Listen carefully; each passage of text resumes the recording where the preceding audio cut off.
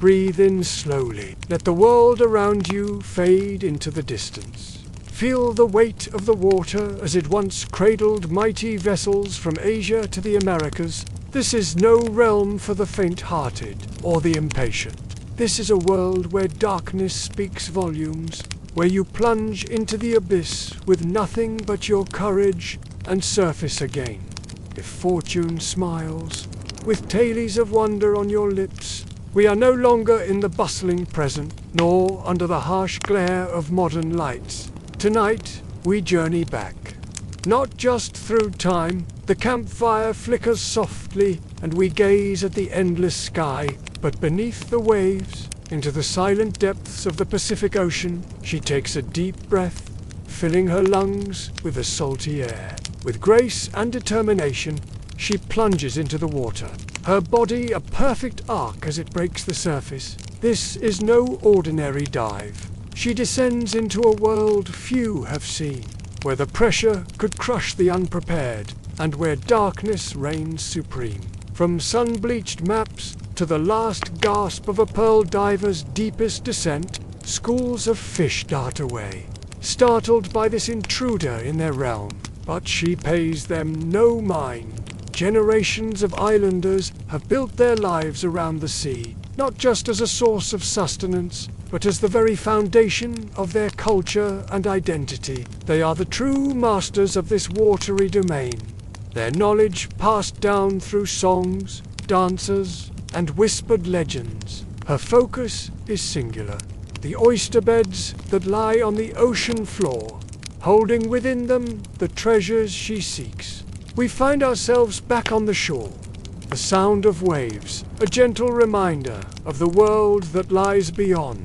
The Pacific, with its hidden treasures and untold stories, continues to beckon to the adventurous and the curious. You might not endure an hour in their world, but perhaps, in the depths of your dreams, you'll hear the call of the sea, feel the rush of a dive into the unknown, and know that the ocean's secrets are waiting, ready to be discovered by those brave enough to seek them. And glimpse the glimmer of pearls in the darkness. Their lungs, trained from childhood, could hold breath for minutes that seemed to stretch into eternity. They moved with the fluidity of the creatures around them, at home in a world that was inherently hostile to human life. But for tonight, you need only lend your ears. Scattered across the Pacific floor lie the remnants of countless ships, each with its own tale of triumph and tragedy. Spanish galleons, laden with gold and silver from the New World, rest in silent testimony to the perils of seafaring. But not just them. The captain, his face etched with worry, knows that his precious cargo, the wealth of an empire, hangs in the balance. As lightning illuminates the towering waves, he makes a fateful decision. But the sea is unforgiving, and by dawn, all that remains are floating timbers and the echoes of desperate cries. It is also about islanders who could hold their breath longer than any machine.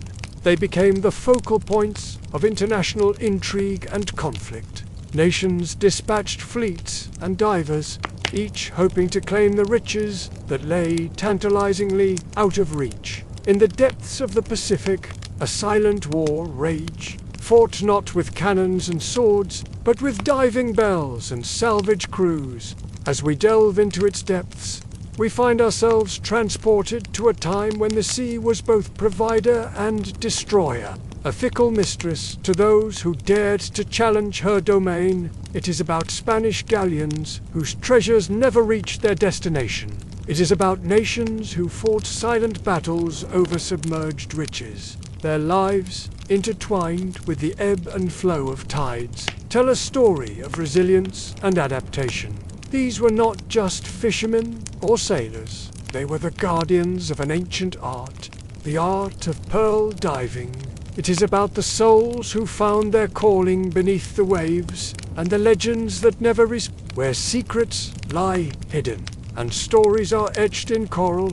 Imagine the gentle whisper of currents caressing ancient shipwrecks. Let's pause here for a moment. Tonight's tale is about the pearl divers of the South Seas, Let us now wade barefoot into this narrative. From the shores of Polynesia to the harbors of the Philippines, let's begin. The Pacific Ocean, vast and mysterious, has long been a canvas for human ambition and nature's raw power. In the warm, crystal-clear waters of the South Pacific, generations of islanders have lived in harmony with the ocean. Picture a young woman, her skin bronzed by the sun, standing at the edge of an outrigger canoe.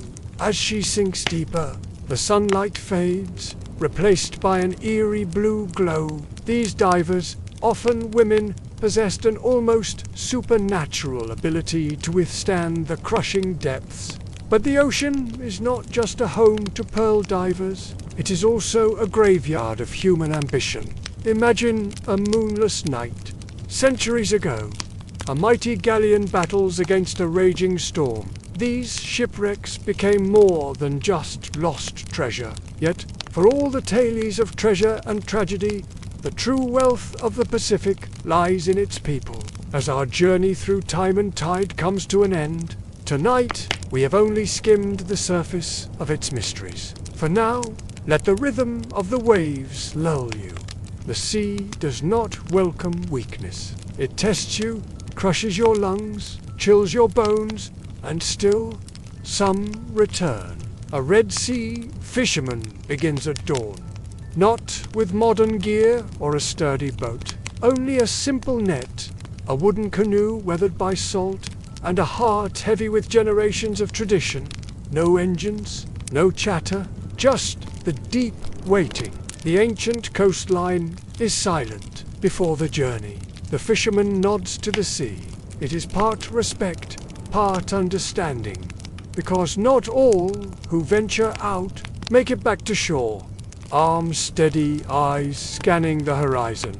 And then he rows. The water laps at the hull gently. Familiar, not in temperature, but in rhythm. He pushes off from the beach. No motor, no GPS. Still part of the sea's endless cycle. Just muscle memory and the burning of shoulders that ache after hours. He holds a hand-carved oar, polished by use. Its wood, smoothed by countless strokes, glides through water that shifts from turquoise to indigo, sinking into depths that hold both sustenance and danger, because upon these waters lies a legacy. If not wealth, then resilience. If not fame, then belonging. Muscles tense, eyes alert. It's the slow burning of history, each day adding another layer to traditions as old as the sea itself. Not with fanfare, but with the quiet efficiency of routine. Women, their hands already rough from work, gather to clean the morning's catch. Their stories flow like the tides. Tales of monstrous fish, of storms that swallowed entire fleets, of the days when the sea gave bountifully. His gnarled hands shape wood into the curves of a tow, a boat design unchanged for centuries. Each plank, each nail, is a defiance against the modern world that threatens to engulf their traditions. Young ears, listen, absorbing wisdom that no book could contain. This time, they will stay through the night, guided by stars their ancestors knew by name. An imam raises his voice in prayer, asking for safety, for abundance, for the preservation of their way of life. Then they turn back to their homes. 2 meals flavored with the day's catch. 2 conversations that weave present, worries with tales of the past. The words mingle with the sound of the waves. A reminder that here, faith and the sea are inseparable. Lanterns are lit, casting a warm glow over weather-beaten faces. Children, eyes bright with curiosity, learn to scale and gut under watchful gazes. It's not in the muscles strained by nets, nor in the courage to face unpredictable waters. It's in the unbroken chain of knowledge, in the stubborn clinging to identity in a changing world. Breath held as if underwater himself. They speak of marriages, of births, of the day's catch, But beneath the chatter runs a current of concern, but etched in the very essence of their being. Each dawn brings not just the promise of fish, but the continuation of a story as vast and deep as the waters they call home. The fish are fewer, the storms more frequent. The world beyond their shores presses closer each year, and in their dreams, the people of this coast ride its waves as they have for countless generations. He mends a net, each not a promise to the future. His grandfather nods approvingly, seeing in those small hands the continuation of their way of life. He navigates by instinct. Currents guide his path. Seabirds circle overhead like watchful ancestors, and then the first glimmer of scales beneath the surface. Here the history runs deepest. Ancient trade routes, sunken treasures, the air fills with the pungent scent of fish being salted and dried. This preservation is an art, passed down through generations. It speaks of lean times, of the need to make the sea's gifts last beyond a single meal. Stories passed down through countless generations. The fisherman knows where to cast and where to avoid. Because the sea demands wisdom, many boats have capsized, chasing mirages of plenty. He throws his net with practiced grace. Light but strong, it spreads like a spider's web. She dreams of marine biology, of understanding the sea that has shaped her people. Her mother watches, torn between pride and fear of change. He pulls in the catch with a quiet grunt. Salt crusts his brow. He sorts through writhing silver, still alive, but there's no celebration, only quiet gratitude. Some develop skin weathered beyond their years. Some vanish into storms. Let's pause here for a moment. The gentle slap of waves against wood, and we drift beneath the vast sky. This happens day after day, season after season. Each journey leaves its mark. Some lose fingers to sharp fins, and yet they return. We'll continue with the fisherman's community. Those who mended the nets, preserved the catch, and passed down knowledge more precious than gold. The village awakens as the boats return. This is more than labor. In the shade of a weathered acacia, elders gather. A boy, barely tinned, threads a needle with the precision of one born to the task. As the sun climbs higher in a small workshop, hidden from the harsh midday sun, an old man bends over his work. The women gather, voices rising and falling like the waves.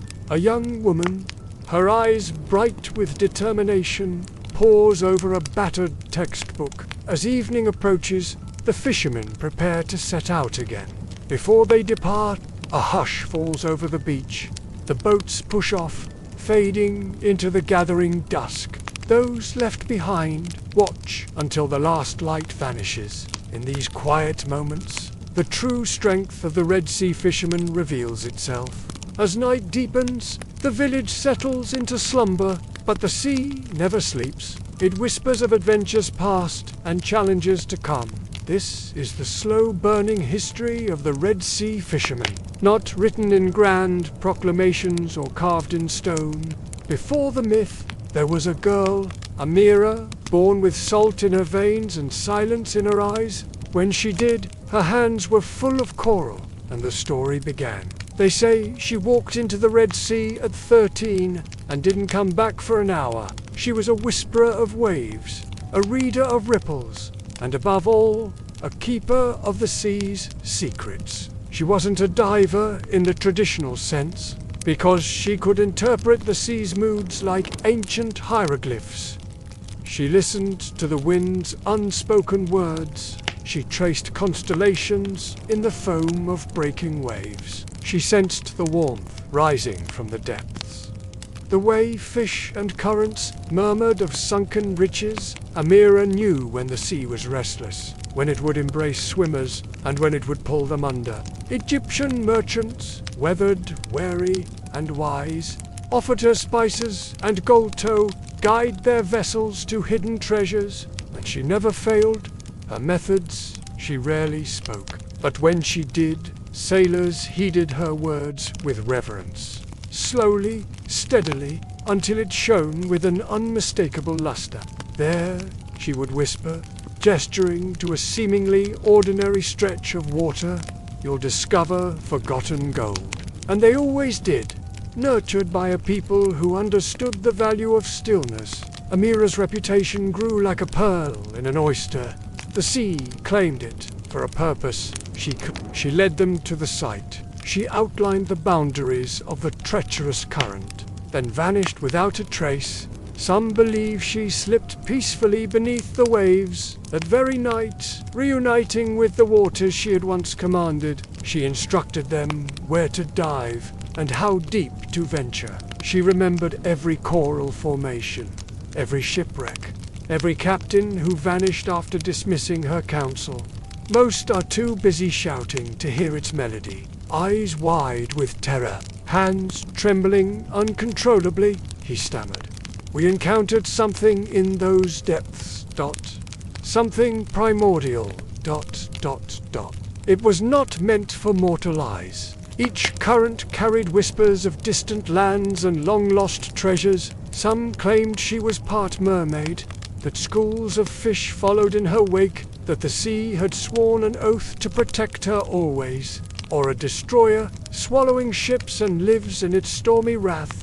And in the stories they passed down through generations, but in knowing when to leave them undisturbed. And she taught others to respect it, to work with it rather than against it. There were dozens more, she declared off-limit. We can imagine Amira's spirit still roaming these shores, still listening to the whispers of the waves, still guarding the secrets of the deep, sensing some greater purpose in their resting places, or foreseeing danger in their recovery, guiding them away from danger with a gentle touch of the wind, or leading them to safe harbors when storms approach, her presence felt but never seen.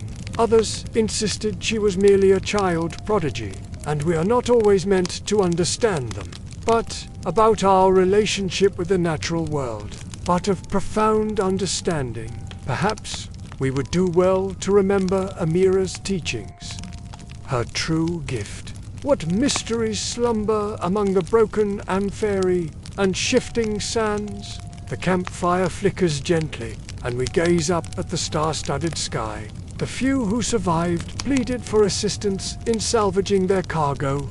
Precious silks, rare spices, priceless artifacts, in observing, in respecting the forces that shape our planet, but a deeper connection to the world around us, whispering them only to those who learn to listen. She found wisdom in stillness and silence. When questioned about her knowledge, she'd smile enigmatically and say, "The sea sings." To understand that the sea has its own rhythms and reasons, the sand shifting beneath your feet. Let us pause for a moment. One tale endures above all others. Close your eyes and listen. The timeless song of the sea, full of stories and secrets, waiting for those who are willing to listen.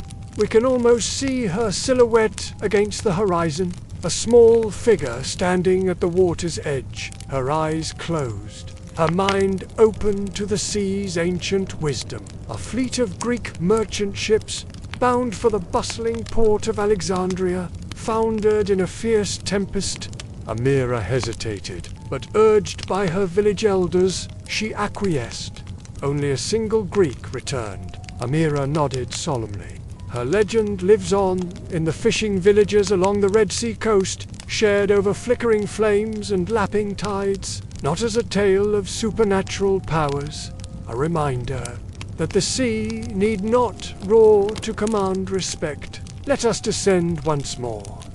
To the Greek wrecks she advised against disturbing. The sea holds its secrets close. Amira's story is a testament to the power of observation, of patience, and of harmony with nature. In a world of constant noise and motion, the Red Sea, with its vibrant coral reefs and hidden depths, was her classroom, her playground, her sanctuary. Each wave that lapped at the shore taught her something new. As the sun sets over the shimmering waters, the legacy of Amira lives on, in the respect the local people hold for the sea, in the careful way they navigate its waters. For in this part of the world, the sea is not just a body of water, but a living entity full of moods and mysteries. It can be a provider, offering up fish and pearls. Amira understood this duality better than anyone. Her gift was not just in finding sunken treasures. For every wreck she helped salvage, the sea, she often said, has its own plans for what it takes. As night falls and the stars reflect on the calm surface of the Red Sea, perhaps she walks unseen among the fishermen and divers. In the end, Amira's story is not just about a girl with an extraordinary gift. It reminds us that there is wisdom in listening, as we face the challenges of a changing climate and rising seas, to learn to read the signs in the wind and waves. For in that understanding lies not just safety and prosperity. So the next time you stand at the edge of the sea, feel the salt spray on your skin, and maybe, just maybe, you'll hear what Amira heard.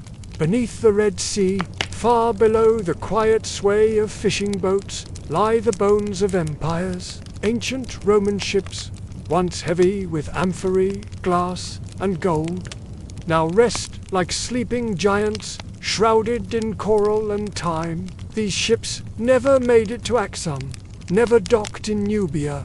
Their timbers cracked, their sails torn. They drowned in silence. It punished arrogance and rewarded those who listened.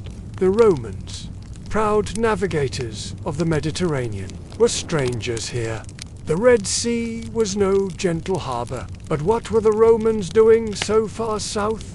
They were chasing cinnamon, orders from Alexandria to Axum's kings, and ivory and glass beads so fine they shimmered like desert heat. They traded in spices and wine, yes, but also stories.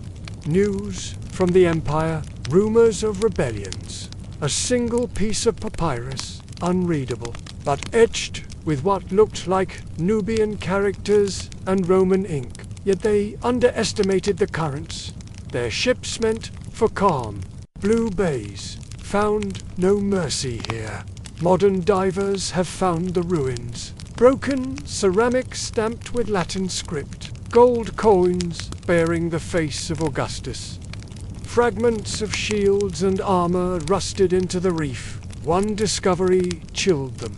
A lead scroll case, tightly sealed, inside, and strengthened the weapons of any who wielded them. A whisper of diplomacy, or perhaps betrayal. Let's pause here for a moment. The fire crackles softly, and we rest beneath the stars. Was it just trade that brought them? Some say no. Some say the Romans were after something darker. Rumors of sacred stones found in the cliffs of modern-day Sudan, rare minerals said to glow under moonlight, speaks of men who tried to master the deep and failed. They had been placed by the ancestor mark, a boundary between worlds. Axumite priests warned them.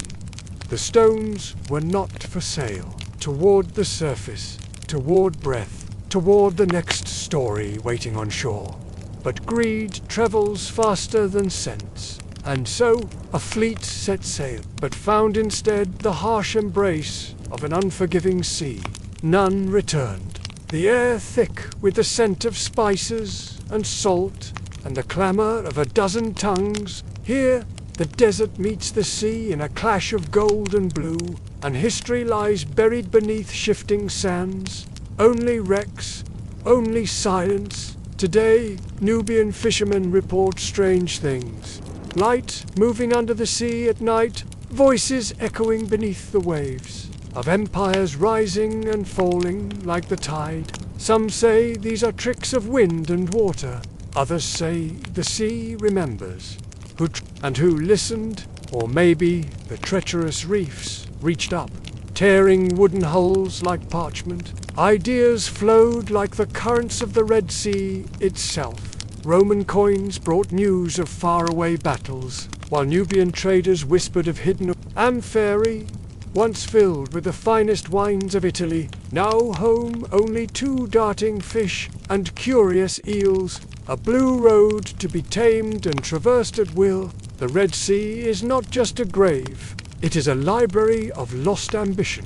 Every broken hull, every forgotten anchor, its waters have swallowed pharaohs and emperors alike, caring nothing for the crowns of mortal men.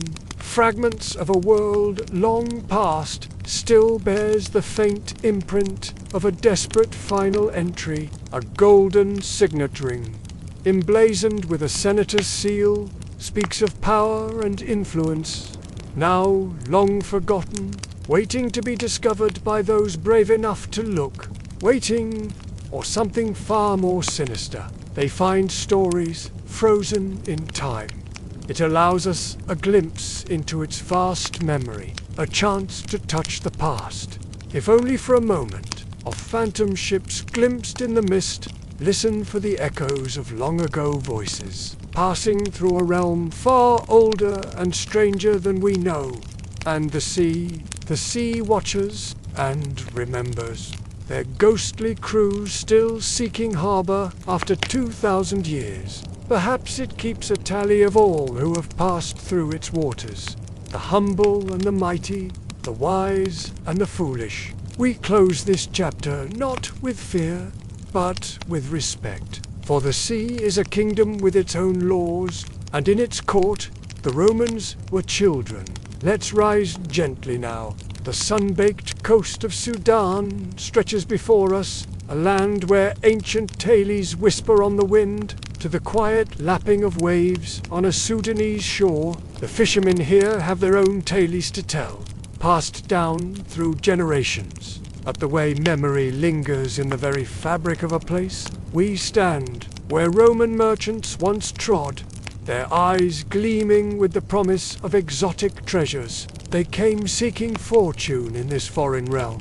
Imagine the bustle of those long-ago ports, where dark-skinned Nubians haggled with pale Romans. In the markets, cinnamon from distant, intermingled with frankincense from Arabian groves. Ivory tusks, smooth as moonlight, lay beside shimmering bolts of Axumite silk. But it wasn't just goods that changed hands here. And always, there were the stories. Tales of sea monsters lurking in the depths, of gin dancing on distant dunes. Yet for all their worldly knowledge, the Romans failed to heed the warnings. They saw the Red Sea as just another conquest. Oh, how wrong they were. For this sea holds secrets older than Rome, older than Egypt, older than time itself. And so, when those proud Roman ships set sail, laden with dreams of glory and gold, the sea watched with ancient, patient eyes. Perhaps it was a sudden storm that struck, turning calm waters into a maelstrom of fury. We may never know the exact moment of their doom, but we know the aftermath. Shattered vessels scattered across the seabed, their precious cargoes spilled like fallen stars. And the men, those bold adventurers who dared to challenge the sea, their bones lie mingled with the Korah, a grim testament to human hubris. Yet even in death, they left us clues. Modern divers, equipped with tanks and lights, descend into this underwater museum. They find more than just wreckage and ruin. A captain's log, its pages fused by salt and centuries, but it's the scroll case that captures our imagination. What secrets does it hold? A treaty between Rome and a map to hidden treasures.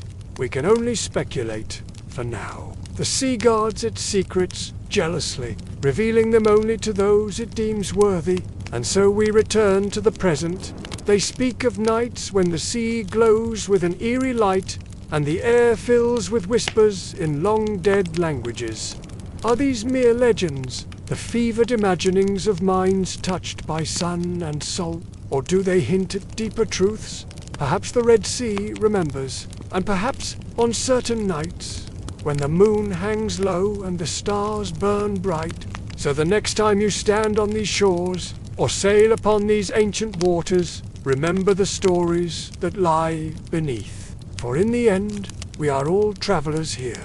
Her name whispers through the sands of time, a legend etched in the memory of ancient Nubia. Some say the question mark is as much a part of her name as the letters themselves. You can almost see her, a regal figure standing at the edge of a rocky cliff, her hair tightly braided against her scalp, a weighted rope coiled in one hand as she gazes into the depths below. For the ghosts of ships long swallowed by the hungry sea, for the bones of brothers who set sail and never returned, each descent was a journey, not just into the depths of the ocean, but into the depths of time itself. She sought to recover not just objects, but stories, the tales of those who had been silenced by the waves. She stands, poised, fearless, ready to plunge into a world few dared to explore. She vanished beneath the surface for 4 long hours. The sun traced its arc across the sky, and still there was no sign of her. Masters of the craft, who recognized in her a talent that surpassed their own, she never married, never settled into the life expected of a woman in her time. The sea was her true love, the depths her home, and she never, not once, dove for something as trivial as vanity, began to slow her dives. Her body, though strong, could not forever withstand the pressures of the deep. She taught them how to read the colors of the water, each carrying a piece of Binti's legacy with them. They say she married a sailor who never knew her true name or the depths of her connection to the sea. But on still nights, when the moon hung low over the water, she would slip away to the shore, letting the waves lap at her feet as she remembered the woman who had taught her to listen to the oceaness song. She is not a ghost, not a spirit to be feared or worshipped. She is a current, moving quietly but inexorably beneath the surface of our world, shaping the course of lives and legends. Some became midwives, using the breath control they had learned to ease the pain of childbirth. Others became traders, their knowledge of currents and tides making them invaluable to merchants seeking safe passage across treacherous waters. How each shade and hue held clues to what lay beneath. Let the surface find us, cradling us as we emerge from the depths of her story. For there are always more tales to be told, more wonders to be discovered in the world above the waves. But for now, we carry with us the echo of Binti's song, a melody of courage, wisdom, and the endless mystery of the sea. They learned to knot their weights with precision.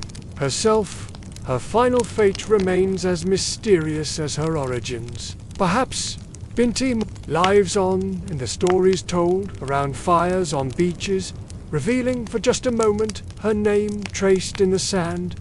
Binti Mayuman, the question mark remains. A reminder that some mysteries are meant to endure, to be pondered rather than solved. In the songs sung by sailors as they navigate by stars, in the courage of every diver who plunges into the unknown. No grave marks her passing, no stone bears her name. Some say she walked into the sea one last time, slipping beneath the waves to join the world she had explored for so long.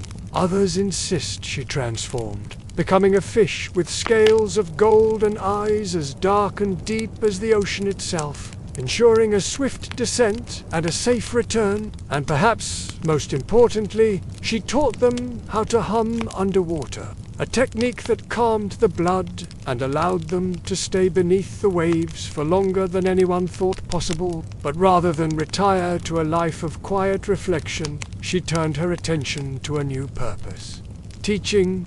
Still others wove tales of how she had been found as a baby, the sole survivor of a shipwreck, raised by Somali fishermen who taught her the secrets of the sea from her earliest days. The villagers gathered on the shore, lighting fires as the day faded into dusk, their wails of grief carried away by the wind. They mourned her, or to warn of dangers lurking in the deep.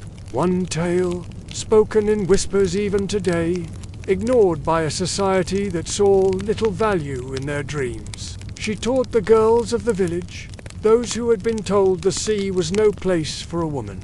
The sea, Binti would say, her eyes reflecting the wisdom of the depths, listens best to the ones they ignore. Tells of a cursed necklace she discovered amidst the ruins of an ancient wreck. Recognizing the malevolence that clung to its gems, Binti returned it to the ship from whence it came, sealing the door with stones so heavy that no mortal hand could move them. To this day, it's said, no diver has dared to explore that particular wreck, certain that this time the sea had finally claimed its daughter for good. For her existence dances on the edge of reality and myth. Binti Mayuman walked out of the sea as if returning from a leisurely stroll, her arms laden with impossible treasures. In one hand, she clutched a Roman sword, its blade still sharp despite centuries beneath the waves. In the other, a scroll case encrusted with barnacles and the secrets of ages past. In the coastal villages that once dotted the shores of the Red Sea, then, as if the weight of the ocean still clung to her limbs, waiting for her to speak of the wonders she had seen in the lightless depths. But Binti said only this. He said to return this. Who this he might be, no one dared to ask. Not out loud, at least, for some truths are too vast, too ancient for mortal tongues to shape. She fell into a sleep so profound, it lasted 3 days and 3 nights, grew with each telling, each generation adding new layers to her legend. Some claimed she could speak the language of whales, her voice carrying through the currents in songs too deep for human ears to comprehend. Others insisted that she heard the sea itself, as if the vast waters were whispering dreams directly into her mind, offering glittering coins for her services. But Binti Mahuman cared little for gold or silver. She would accept only salt, the lifeblood of trade, and songs, the currency of memory. For Binti didn't dive for riches or fame. She dove for something far more precious and elusive. Children still gather around flickering fires to hear tales of a woman who swam deeper than any man, as if she might emerge from the waves at any moment, dripping with salt and secrets. Binti Mayuman, they say, was more than just a diver. She was a keeper of lost stories, a guardian of the deep, a woman who could coax the sea to reveal its most closely guarded mysteries, who held her breath longer than the most devout priest, and who brought forth treasures not just from the depths of the sea.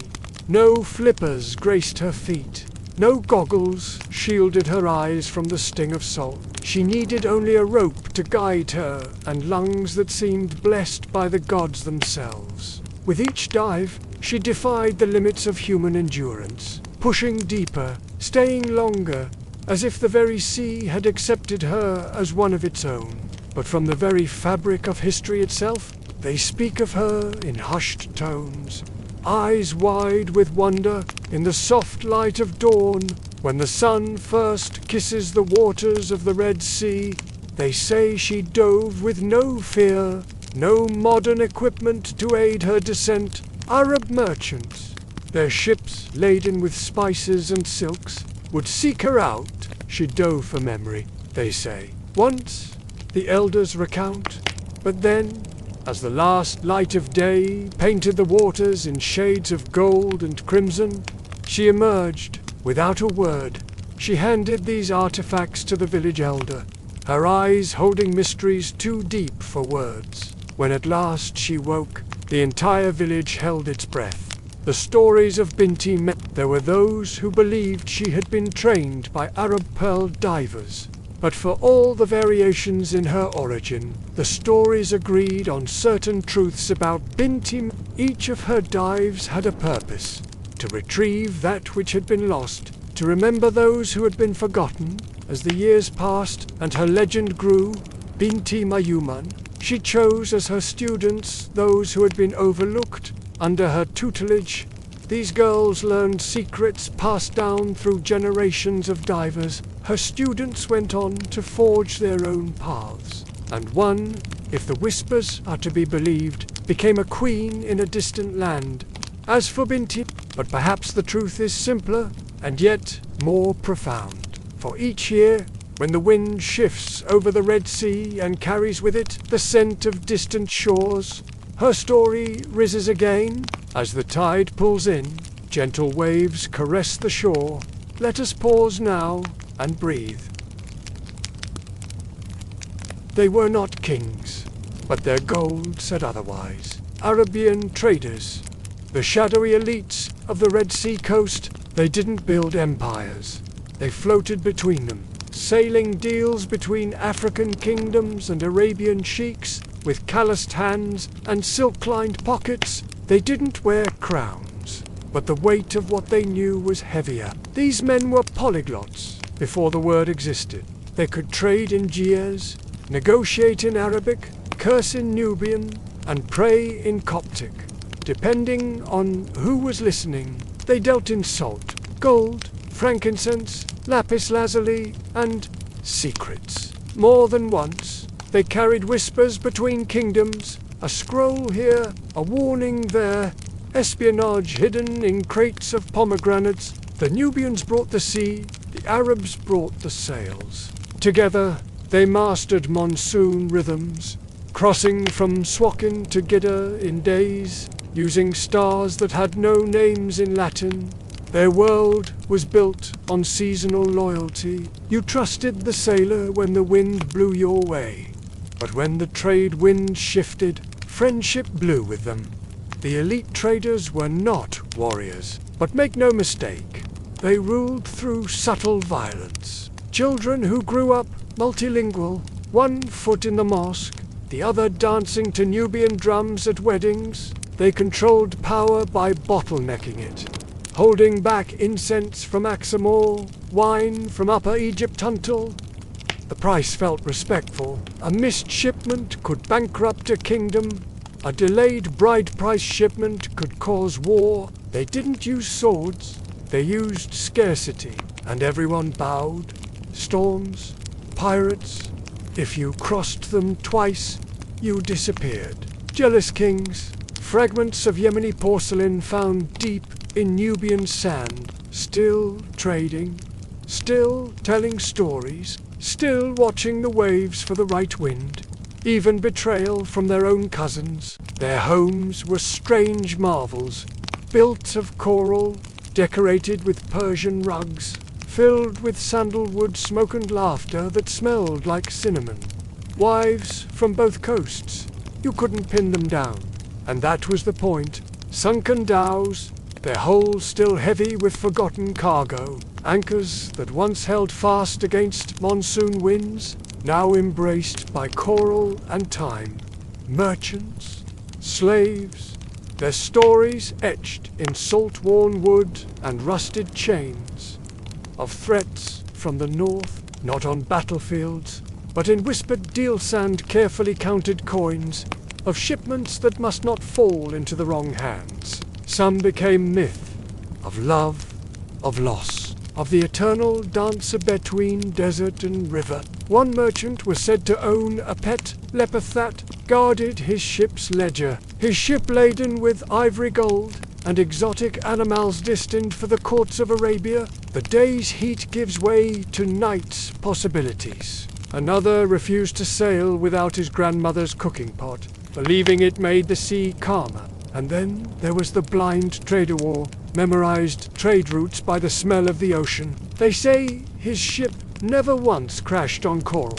Kingdoms rise and fall, but always with an eye on the horizon and an ear to the whispers of opportunity. But the river remains, the desert endures, and trade, trade is eternal, to be lost in the music, in the beauty of his homeland, a story of human ingenuity, courage, and connection. Here, the smell of roasting coffee mingles with the metallic tanks of worked bronze. But it wasn't just gold and glamour. Who built bridges between worlds, past the shimmering schools of fish, past the curious sharks circling ancient wrecks. Here, in the silent depths, lie the bones of those who never made it home. These traders lived in constant risk. They moved like ghosts, seen in one port, then gone for seasons. If you met them once, you remembered where the air is thick with spice and possibility, Napata cities of gold and ambition, where Kushite kings once dreamed of conquering Egypt, a tradition of connection, of cultural exchange, of seeing beyond borders and differences, and traders whispered of lands beyond the horizon. Today, little remains. A few coral stone ruins, but in every port along the Red Sea, you'll find a descendant. Arab merchants extol the virtues of their silks. Egyptian scribes carefully note each transaction, their red pens scratching papyrus. Exhale now. We've drifted long enough with the living. Next, we dive deep into rusted myths and barnacled bones beneath Sudan's coast. A Nubian prince, his gold collar glinting in the sun. An Arab trader, his eyes sharp beneath his turban. The waters here hold secrets older than empires. Dive deeper, sailors.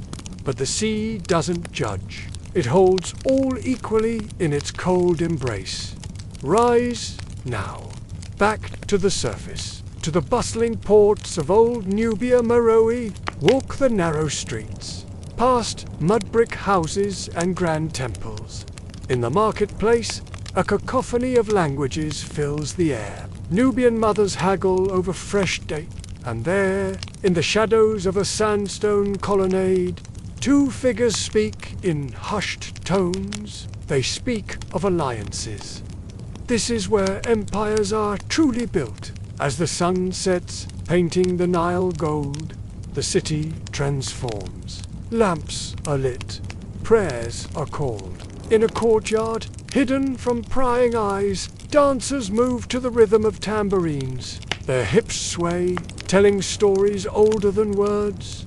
A merchant watches, his mind far away. Tomorrow, he sails for distant shores, but tonight, he allows himself this moment. For these traders know a truth that empires often forget. Power is fleeting. As long as there are dreams to chastened fortunes to be made, there will be those who brave the seas, who cross burning sands. They are not kings, but their influence shapes the fate of nations. They are the Arab Nubian traders, the uncrowned rulers of the Red Sea, masters of a world between worlds. And their story is far from over, for even now, in modern ports and ancient bazaars, their descendants carry on the legacy, adapting to new technologies, new political realities. The dhows may have given way to container ships, the caravans to trucks and planes, but the spirit of these traders lives on in the Sudanese merchant navigating global markets, in the Yemeni shopkeeper preserving ancient trade routes, in the Ethiopian entrepreneur bridging continents with coffee. They are the inheritors of a tradition older than most nations. And so, as we close this chapter, remember, the next time you sip coffee from Ethiopian beans, or admire jewelry made with Red Sea coral, you're not just consuming a product, you're participating in a story that stretches back millennia, a story that began with those who were not kings, but whose gold spoke volumes. The Arab Nubian traders, shadows on the edge of history, giants in the annals of commerce, their legacy sails on, carried by the winds of time and ambition, to shores yet undiscovered. Below the waves, near Sudan's Red Sea coast, lie ships the world forgot. Arab Nubian hulls, now sealed in coral and salt, cargo meant for sultans, never delivered, not wrecked by war, not caught in storms, just gone. And even now, no one knows why. Amphares stacked in perfect silence, they were imperial vessels, loaded with everything the Arab Nubian kingdoms desired.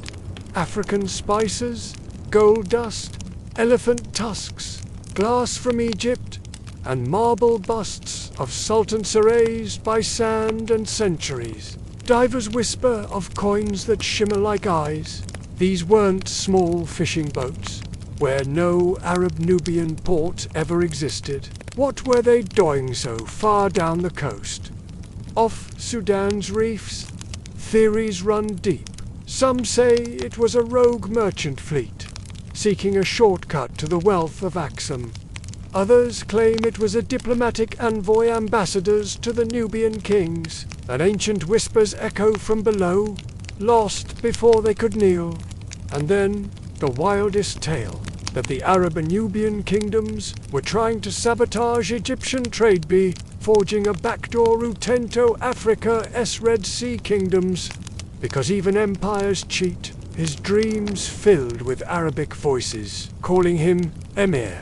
But here's where it turns mythic. Local fishermen tell of nights when the sea glows softly green. They say a diver once found a turban with seaweed for tassels, and when he touched it, another swears he saw a statue of a jinn underwater, not bronze, but glass-eyed and grinning, pointing toward deeper ruin. A lost Red Sea civilization mimicking the Empire's power to bluff their rivals. Archaeologists, careful and skeptical, have confirmed fragments. Arab Nubian-style amphory gold medallions, stamped with a sultaness face even, a carved falcon like the ones carried by Arab Nubian armies, some for treasure, some because they dream of being the one who cracks the silence, but no full ship, no logbook, no name, just wreckage and riddles. They sleep facing west, toward a coast where they were never meant to land. The Red Sea is calm ...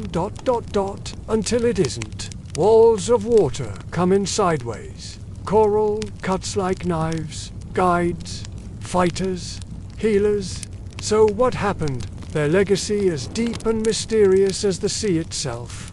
A smuggler's fleet gone rogue. A secret mission erased on purpose. Elders speak of grandmothers who could hold their breath longer than any man. Women who dove for pearls, for sponges, for secrets. Theory 1. Sabotage, maybe a rival crew. Egyptian or Ethiopian. Sank the fleet quietly. No witnesses, no record, but also medicinal seaweeds. Feeling the change in the water's pulse against their skin, rare shells used in rituals, and coral prized by distant kings. Theory 2. A storm unlike any other. Lead her to the water's edge and say, Theory 3. The ships were never meant to reach shore.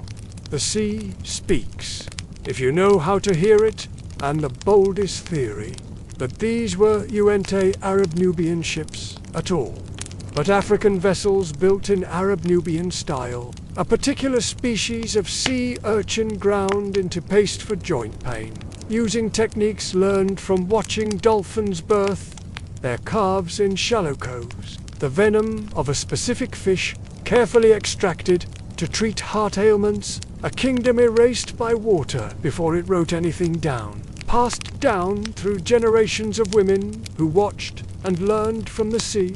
Today, deep-sea teams and amateur freedivers still hunt the ruins, some for history, emerging from the waves like vengeful spirits to sabotage enemy ships, but the sea keeps her secrets close. Their bodies attuned to the ocean's rhythms in ways science is only beginning to understand. And the ghosts of the Arab Nubian kingdoms, young people left the villages for cities, seeking different dreams. Breathe, using the knowledge passed down through song and story to help protect fragile ecosystems. It evolved, searching for those lost Arab Nubian ships, guided by tales their grandmothers told them. The past has surfaced, but the sea ... is never done. Their voices carrying over the water like sirens of legend. Next, we step ashore, into the flickering world of African women who dove where past and present swirl like currents. The the story of these women continues. The sun-baked coast of Sudan holds more than just forgotten ships. It cradles the stories of women who defied the depths, to the secrets of the deep, waiting to be uncovered. But these women, they are the key to unlocking them, to the heartbeat of the ocean itself, steady and ancient. In villages dotting the shoreline, the story isn't over. It's just beginning to surface. They say these women had gills hidden beneath their hair, that they could speak to fish and command the currents. It shimmers in the eyes of elders who still remember the old ways. Myth, perhaps. But the truth is no less extraordinary. For centuries, while men fished from boats and tended to trade, it was the women who truly knew the sea's soul. They were the ones who swam out at dawn, baskets tied to their waists, to harvest the ocean's bounty. Pearls? Yes, these women didn't just dive. They navigated long before modern charts. They memorized every reef, every underwater cave, every treacherous current. Their knowledge was passed down in songs, in whispered lessons beneath starlit skies. A grandmother would take her granddaughter's hand. Listen, and oh, how they listened. They became living maps. Some say they could predict storms days before the clouds gathered. Others claimed they could find sunken treasures by following the whispers of ghostly sailors, their ears catching echoes no one else could hear. But these women were more than just divers and navigators. They were healers. In a land where doctors were scarce and hospitals non-existent, they became the guardians of health for entire communities. Their medicine chests were the coral reefs and the deep-sea beds. Certain types of seaweed to stop bleeding. Their knowledge was a blend of ancient wisdom and keen observation. They were midwives too. Some even say they could ease the pain of childbirth by humming songs that mimicked the ocean's deepest currents. But these women were not just nurturers. They were warriors when they needed to be. When pirates threatened their villages, it was often the women divers who led the defense. They knew every hidden cove, every underwater cave where boats could be concealed. They could swim silently.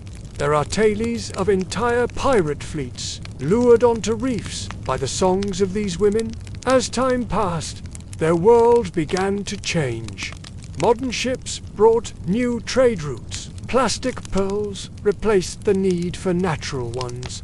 But the legacy of these women divers didn't vanish. Today, along Sudan's Red Sea coast, you'll find their great-granddaughters. Some still dive, keeping ancient traditions alive, while also leading ecotourism expeditions. Others have become marine biologists. A few have even become underwater archaeologists. And in quiet moments, when the sun sets and the sea turns to liquid gold, you might catch a glimpse of something extraordinary. A woman standing at the water's edge, her eyes closed, listening to what you ask, to the whispers of her ancestors, carried on the tide. For in this place where land meets sea, it pulses in the blood of every child born near these shores. It echoes in the laughter of girls learning to swim before they can walk. The sea may keep her secrets. Breathed deep. Next, we dive into the heart of the Red Sea itself. A world of color, of life, of hidden dangers and breathtaking beauty. A realm where coral dreams in technicolor and fish paint themselves in the hues of a fever dream, where the ghosts of sunken ships become playgrounds for creatures that glow in the dark, and where, perhaps, the greatest mysteries of all still wait to be discovered. The sea calls. Will you answer? There are names, history wrote in stone. Then there are names carried by salt water, told by divers, whispered by women, painted into the air before each breathless plunge. One of those names is Binti Maimon, daughter of the deep, whispered in Sudanese ports, mourned in Nubian lullabies. Hafla Jen, they say she swam with her eyes open. even in the darkest water. Long before oxygen tanks and flippers, there were the AMA in Japan, the Hani in Korea, and in Africa, the freediving women of Nubia, that she once swam under a smuggler's boat and cut its nets from below, freeing a school of fish and bankrupting a greedy merchant. Binti was one of them, or maybe the last of them. No one agrees on the date, only that she was there one gold still washed up like sea wafter. Every Red Sea storm, she dove not for sport, she dove for survival. In her head, every reef, every sunken ship, every salt current between Port Suakin and the Dolic Islands. Others say she was born during a night when the sea turned completely flat, a mirror guiding Arab traders through reefs, retrieving sunken goods, hunting for pearls while men argued over prices on shore. Some say her father was a sailor, stranded after a monsoon. They say she could hold her breath for 4 minutes. They say when she dove, the fish followed her like disciples. But her power wasn't just breath. Others say she walked inland one day, sat under an acacia tree, and never spoke again. In schoolyards, girls dare each other to dive like Binti. And in the coral, a statue has been found. A woman's face, lips parted as if carved from stone no one can identify. She answered with dives, so flawless they made others forget how to breathe. She was a compass, a myth, a warning. Who profited from the Red Sea trade? And who paid the price?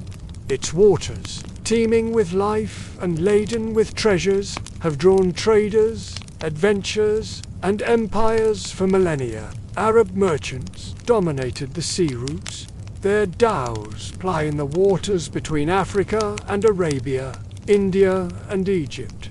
She guided men, Arab, African, Greek, who all swore they didn't need her until they did. Binti found him half frozen, tied him to her waist, and swam for 6 hours through jellyfish stings and shark shadows. She charged in silence and never bargained, building opulent palaces with wealth extracted from every cargo that passed through their harbors. One tale says she saved a Red Sea prince. His ship had struck coral and capsized. His guards drowned.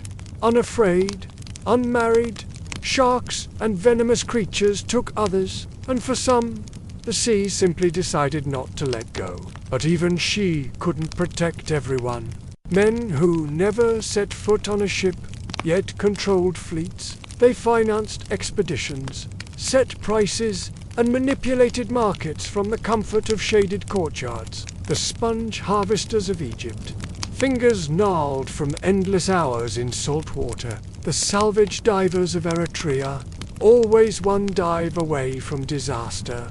Sunburnt, faceless to history, yet vital to every transaction.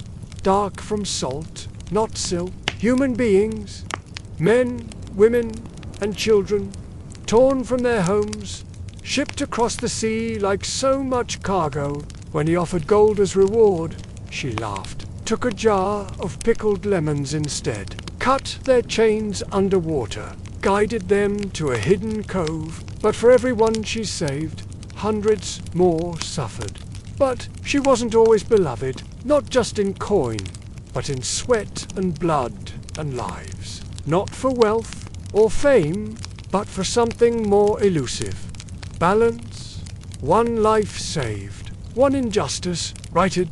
Their words traveled faster than any ship, igniting imaginations from Cairo to Zaire. Each new map was worth a fortune to the right buyer. To some, she was unnatural, a woman doing a man's trade, a web of gratitude and obligation that spanned the Red Sea, more valuable than any merchant's ledger, more enduring than any sultan's decree, that the true measure of a life was not in what you gained, but in what you gave. Only in knowledge, in favors owed, in promises of kindness to be paid forward. The priests refused her offerings at temples. Merchants tried to undercut her, Not the tales of her impossible dives or her mysterious origins, but the quiet ripples of change she set in motion. And the sea always repaid her. For them, the Red Sea was a gateway to worlds unknown, to possibilities as vast as the ocean itself. No one knows how she died. Some say she vanished during a storm. Some say she dove too deep, chasing a Roman sword. But still, in Port Sudan, older women speak her name before swimming. In her dives, in her life, in her legend, a reminder that we are all connected, all part of a greater whole. She wasn't just a diver, and she may have been Africa's first deep-sea cartographer, without ever writing a map. Rest. Binti has surfaced. Now, we descend once more into the final segment of her world, and a window offering glimpses of possible futures. The Red Sea, a liquid highway of wealth and ambition, has long been a crucible of commerce and conflict. In the time of Binti Mayoman, the Red Sea trade was a complex tapestry of interests, woven from silk and spice, gold and ivory. But who truly profited from this bustling trade? The answer, like the sea itself, is deep and murky. At the top of the pyramid sat the sultans and emirs of port cities like Suakin, Massawa, and Get. They grew fat on tariffs and taxes. Below them, a class of wealthy merchants emerged. These were the men who sneered at Binti, even as they relied on her skills. For every pearl she retrieved, for every sunken treasure she salvaged, they pocketed the lion's share. Her cut, a fraction of its true worth. Yet she dove, because for Binti and countless others like her, the sea offered a freedom the land denied. In the depths, there were no boundaries, no hierarchies, only skill and courage mattered. But freedom came at a price. The divers, men and women who plunged into the unknown, paid with their bodies, their lives. Decompression, sickness, unknown and unnamed, claimed many. They say Binti could sense these dangers, that she could read the moods of the sea like others read the sky. There were the pearl divers of Dolok, their lungs scarred from years of deep dives. These were the true heroes of the Red Sea trade. And what of the slaves? For in the shadows of this glittering commerce, a darker trade flourished. They say Binti once freed a ship of slaves. The profits from this trade built cities, funded wars, shaped empires. Its legacy still echoes in the region today. But there were others who profited too, in ways less tangible but no less real. The storytellers and poets who spun tales of sea monsters and mermaids, of sunken cities and cursed treasures. The mapmakers who painstakingly charted these waters, turning whispered knowledge into inked certainty. And the dreamers, those who looked out at the horizon and saw not an ending, but a beginning. Binti was one of these dreamers. But she was also a realist. She knew the cost of every pearl, every bale of silk, every ingot of gold, and so she dove. In a world where profit often came at the expense of the powerless, Binti sought to tip the scales, one dive at a time. They say she'd never accepted payment in gold. In this way, she wove her own network. And perhaps this was her true legacy. For in a world obsessed with profit, Binti showed that there were other forms of wealth. As we surface from this dive into the past, we are left with questions that echo across time. Who truly profits from trade? Those who control it, or those who risk everything to make it possible? What is the real cost of progress?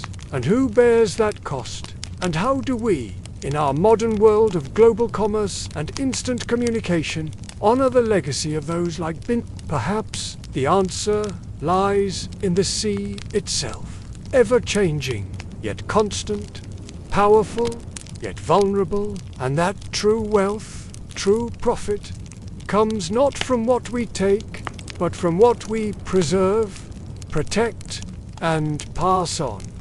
Binti understood this. May we, in our own way, dive as deep and see as clearly. For the story of the Red Sea trade is not just a tale of the past. It is a mirror, reflecting our present. What we see in that reflection, what we choose to do with those glimpses. That is the final segment of this story. One that we, like Binti, are still writing. With every dive, every trade, every choice we make, the Red Sea keeps secrets better than any priest. It has no mouth, but it speaks in ruins, and if you dive deep enough, you'll find Roman voices. Not in Latin, but in rusted metal, broken jars, and coin stacks sealed in barnacles. For centuries, no one believed that Rome ever reached this far south. Egypt. Yes, Ethiopia, maybe. But Sudan, the deep reefs off Sunken, too remote, they said. Too hot, too dangerous. Of coins with strange bearded faces, dates they couldn't read, until the ocean proved otherwise. Then archaeologists, and in the dark corners of the Red Sea, they found ship skeletons, Roman grain carriers, traders blown off course or sunk by reef teeth. Fishermen in the 1980s told stories of nets pulling up amphorae filled with hardened pitch and old olive residue. Divers followed. No bronze rams, no soldier carvings. They were workhorses, their cargo holds filled with. Why were they here? Because the Roman world was hungry, not just for food, but for spice, ivory, gold, panther skins, pearls from the Nile. And they were willing to chase it beyond their maps. Others were robbed. Some may have been sabotaged by competitors, by pirates, or by coastal kingdoms tired of being taxed without benefit. These ships were not war vessels. It rises without warning. Its coral blades slice like knives, and even now, the wrecks shift every few years, disappearing and reappearing like ghosts with poor memory. Elephant tusks bound in rope, frankincense and myrrh, packed in clay, the oil is gone, but the imprint of a fingerprint remains on one jar, as if a man, 2,000 years ago, was in a rush to pack and left a smudge of himself behind. Bundles of Nubian cotton and wants. A child's carved toy, waterlogged eyes worn smooth, but it's what they didn't carry that speaks louder. No Roman insignia, no captain's logs, no tombstones. As if every coin pulled from coral is a small betrayal. They were connectors. They tied Africa to empire. Not in friendship, but in commerce, just cargo. And sometimes a skeleton, jaw unhinged, arms still clutching something invisible. What happened to them? Some ships hit reef walls. The Red Sea is not gentle. Divers today still bring up Roman oil jars. We find ourselves in a world of intrigue, power, and calculated risk. These were not mere middlemen, but masters of a complex network that spanned continents. That man never came home. It cradles the stories of those who dared to cross its treacherous waters. They navigated the treacherous waters of international politics with the same skill they used to sail the Red Sea. Born to a Nubian father and an Arab mother, Omar grew up straddling two worlds. By night, he whispered secrets into the ears of local rulers, playing one power against another. His loyalty was not to Rome, nor to any single African kingdom, but to the delicate balance of trade that kept his world turning.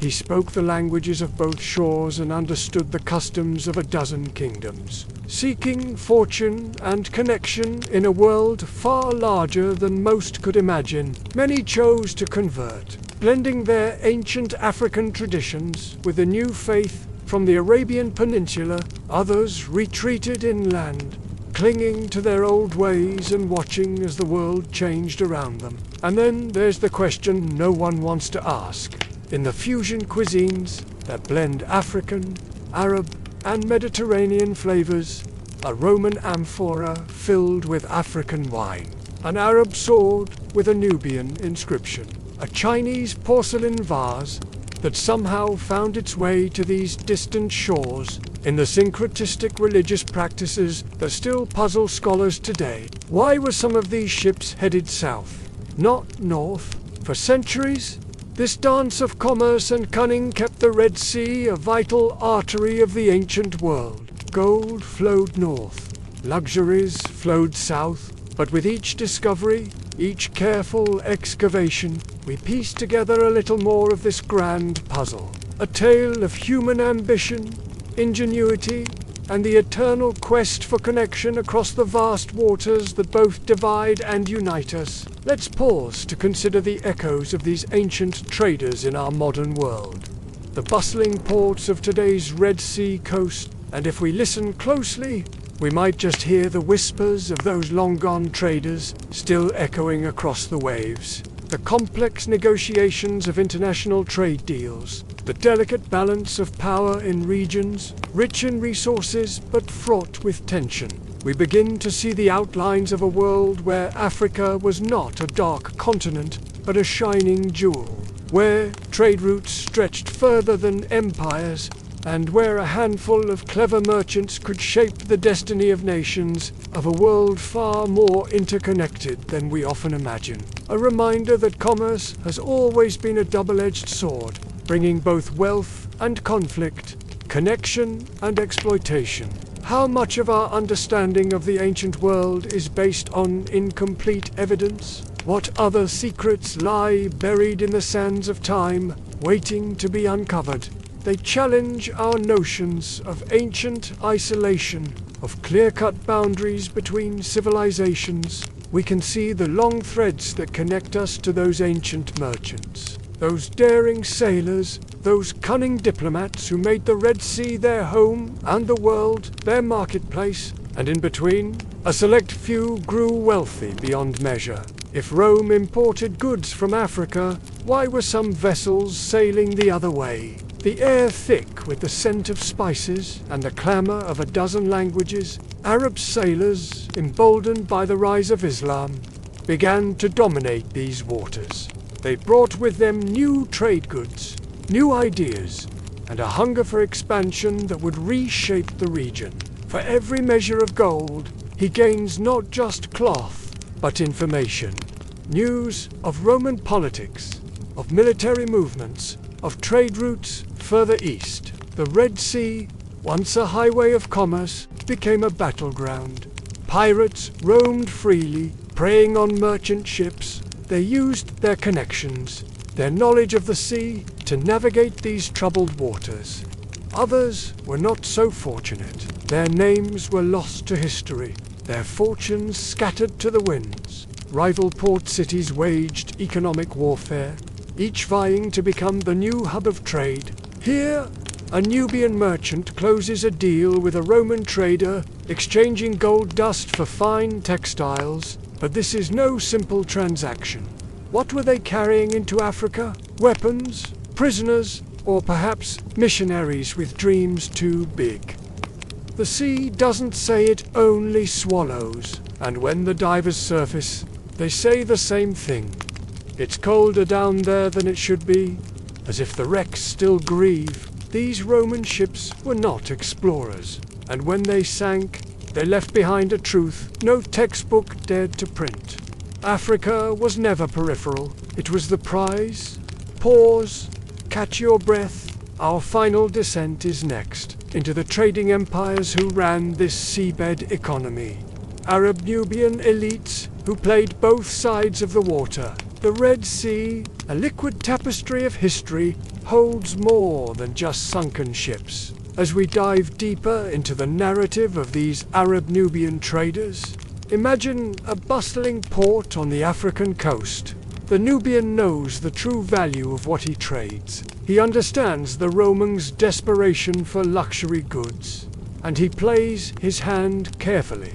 and in the cutthroat world of ancient commerce, power meant survival. But the Arab Nubian elite were more than just savvy traders. They were diplomats, linguists, and sometimes spies. Consider the tale of Ammar, a fictional but representative figure of this era. By day, Ammar brokered deals between Roman merchants and African producers, and Turnip did. But wealth brings envy, and power attracts challengers. As Rome's influence waned, new players entered the game. The Arab Nubian elites faced a choice: adapt or perish. This period of transition was not peaceful. In this chaos, some of the old elite thrived, but the legacy of these Arab Nubian traders lives on, in the genetic makeup of coastal populations and, of course, in the wrecks that litter the sea. Each sunken ship is a time capsule, preserving a moment in this complex history. These artifacts tell a story of connection. As we surface from this dive into history, we're left with more questions than answers. The Red Sea keeps its secrets well. This is not just ancient history, it's a mirror to our own globalized world. As we close this chapter of our exploration, perhaps in understanding this history, we can gain insight into our own times. For in the end, their story is our story. The Red Sea still holds many secrets, but with each passing year, with each new discovery, it speaks a little louder. In the desert, power wears a crown of silence, but on the sea, it rides in caravans of sails and salt. Between the 7th and 14th centuries, after the Romans faded, new kings took the water throne, not with empires, but with roots, rituals, and raw instinct. The ones who understood both camel and sail, both Quran and the Nile gods, both taxes and tribute. These were the Arab Nubian elite traders. They didn't need to conquer. They did business, and business boomed. From Suakin in Sudan to Aithab in Egypt, from Agilis in Eritrea to the Yemeni ports of Mocha and Zabid, they ran a watery web connecting worlds. Ivory and rhino horn from the south, white treasures carved from beasts of legend. They were power brokers, weaving a tapestry of influence across seas and sands. Slaves, their fates sealed by raids or war, human cargo bound for distant shores. The next, they were funding Islamic schools in Dongla, planting seeds of knowledge in fertile minds, or marrying the daughters of Christian kings in the Ethiopian highlands, forging alliances as enduring as the mountains themselves. Spices and silk from India, fragrances and textures that whispered of faraway lands, frankincense and pearls from Arabia, scents of the divine and jewels of the sea. Her ships, they say, could smell gold across 1,000 leagues of ocean. African gold glittered from the interior, its allure as potent as the sun-baked sands it traveled across. His eyes, sharp as a falcon's, could read a man's soul and the contents of his purse in a single glance. They say he walked the invisible lines between cultures as easily as a child skips over cracks in the street, and they traded it alike, chess masters calculating wind, tide, and tribe. These men were more than merchants. One day, they'd be negotiating with Egyptian sultans. Their words as carefully measured as the gold in their coffers. They simply shifted docks. Their networks as fluid as the sea itself. And permission cost coin, a currency these traders understood better than any language. Their survival from discretion. Secrets whispered only to the waves. Their strength came from flexibility, bending like reeds in the wind, never breaking. For he who commands the tides commands the fortunes of nations. They used both, a bridge between worlds, as comfortable in a Bedouin tent as in a Nubian palace, even if the textbooks don't. Its waves still whisper tell us of dhows laden with spices, of fortunes made and lost, The stars above still have stories to tell. Tales of dreamers and wanderushwu found sanctuary in the vast expanse of sky and sea. It was a pilgrimage, a quest for something greater than gold or spices, of men who ruled empires without ever wearing a crown. And if you controlled the caravan, you controlled the kingdoms inland. Kingdoms that depended on Tredato keep their thrones greased and their subjects sated. Their feet knew the feel of savanna grass and desert sand alike. For the threads that bind us, Alacross, the tapestry of existence, of countless voyage, of lives lived between sea and sand, the stars beckon, and the story continues. As eternal as the tides themselves, their tongues could recite poetry in Arabica's Isili, as they could haggle in a dozen African dialects. The sea gave them cover, a vast blue veil hiding their movements. But it also gave them control.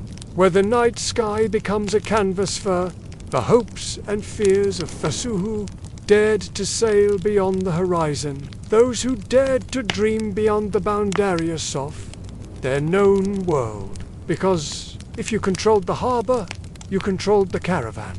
Among them, legends grew. Tales whispered in the bazaars and sung by sailors under starlit skies. Remember, the greatest treasures are not always those that can be held in hand. Mayuman, the sea widow, a woman who ran a shipping syndicate fit. Her husband drowned and became wealthier than any man. Abidi al-Rahman the Silent, a mute trader who never spoke but always profited, and Body the line walker Hafarab, who could recite every port tax by memory from Aden to Zanzibar. These traders built wealth without armies, but when threatened, they could buy armies, their gold speaking louder than any battle cry. And when ports fell to invaders, where others built stone fortresses, they built relationships. Fragile, yes, but fast. Invisible, but everywhere. Even the early Portuguese explorers, arriving like wolves with cannons, had to beg these middlemen for directions. For maps didn't matter without permission. But perhaps what made the Arab-Nubian elite so powerful was their dual heritage. They were Africans who understood the land, the cattle seasons, the clan codes, the dangers, but also Arabs, by religion, language, and law, giving them access to Mecca-bound pilgrims, Islamic courts, and far-off allies. They weren't torn between identities. Their legacy lives in forgotten ruins. Stone houses with coral walls, mosques with no roofs, silent witnesses to a time when trade was king. And in the DNA of Red Sea, coastal familiation still name their sons after traders more powerful than kings, hoping to capture a fraction of that ancient glory. The sea remembers. Pause now. You've surfaced from the depths, where history and legends whirl together like currents. But night is not done. Next, we move to the fourth and final segment, where dreams and stories become sanctuary under the stars. For in the world of the Arab-Nubian traders, every journey was more than a mere voyage. It was a search for understanding, for connection. And as we sail into this final chapter, sometimes they're the stories we tell, the wisdom we share, the bridges we build between hearts and minds. So listen closely, as the night winds carryth whispers of 1,000 years. For in these tales, we might just find map to our own destinies, charted by Thasuhu who came before us. The sea calls. At night, when the desert winds whisper secrets across ancient dunes, and the stars paint stories in the vast Saharan sky, the ancestors speak through 3 sacred elements. The endless sea of sand was not just terrain to be crossed. It was a living, breathing archive, a shifting tapestry woven from trials, rituals, and remembrances stretching back to the dawn of time, sand, salt, and story. For the nomads of the great desert and their oasis-dwelling kin, when a child took their first steps upon the warm grains, elders would cup a handful of sand and let it trickle through the infant's toes. Their body was sometimes laid upon a bed of the finest desert sand. Golden particles gathered from the heart of singing dunes, the terror of sandstorms, the disappearances of entire caravans, and even the unexpected blessings found in hidden oases. It was a sign of return to the earth that had cradled their ancestors for countless generations, of camels laden with white treasure, of empires rising and falling on the control of this simple mineral. So your path will always find solid ground, they'd murmur, not in hurried snatches between tasks, but as events unto themselves, like the first whisper of wind before a storm. Circles would form around the storyteller, faces lit by flickering firelight, bodies leaning forward in anticipation. It sealed friendships between rival tribes. It was more precious than gold in the heart of the continent, and what was hidden may soon be revealed, and truths that lay buried beneath the surface of everyday life, where the ocean's bounty never reached. It was a keeper of time, from cunning merchants to holy men seeking revelation in solitude. They were intricate maps of the moral universe, compasses to navigate the treacherous terrain of the human heart.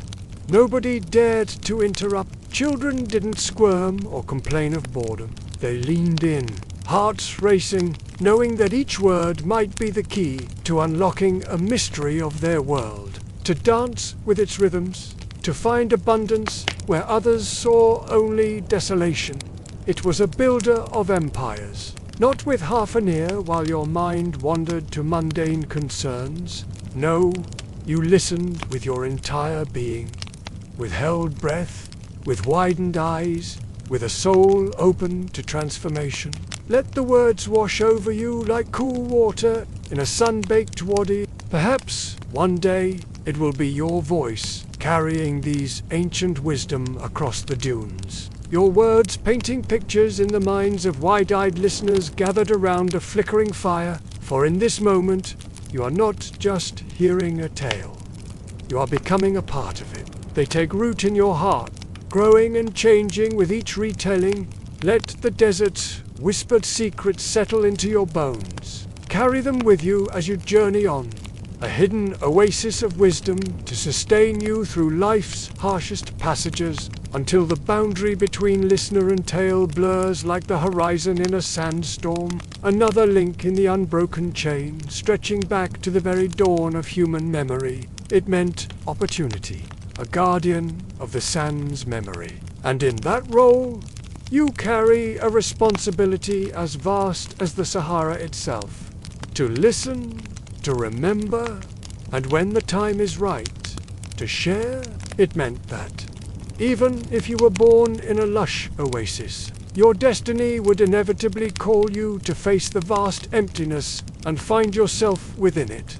It was a symbol of the ever-changing nature of life itself. Their voices barely louder than the rustling of palms, the kind that sank into your bones, waiting to be uncovered by those pure of heart and clear of purpose that you could feel in your blood when the wind changed direction. Who could lead the worthy to hidden springs, or the wicked to madness in the wasteland? You've been entrusted with a story as old as the land itself, a story salted with the wisdom of countless generations, polished, smoothed by the winds of time. The wind may cover your tracks, but the sand remembers. And as long as there are those willing to listen, to truly listen, the stories will continue to whisper their timeless truths. Who would sometimes rise to pass judgment on those who abused the desert's gifts? It may seem fragile, like a delicate desert flower, but like that flower, it contains within it the strength to bloom even in the harshest conditions. Only the spoken word, passed from lips to ears in an unbroken chain, could withstand the test of time and elements, the kind that made you pause before a decision, listening for the whispered advice of those who had walked this way before, when someone passed from this world to the next, and when tales were shared, not just by wandering poets, but by weathered caravan leaders, by women drawing water from ancient wells, by young shepherds tracing constellations in the night sky. The stories always began like this.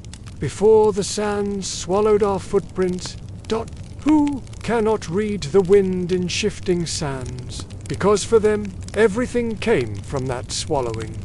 The wealth of trade routes. Sand was not just the ground beneath their feet.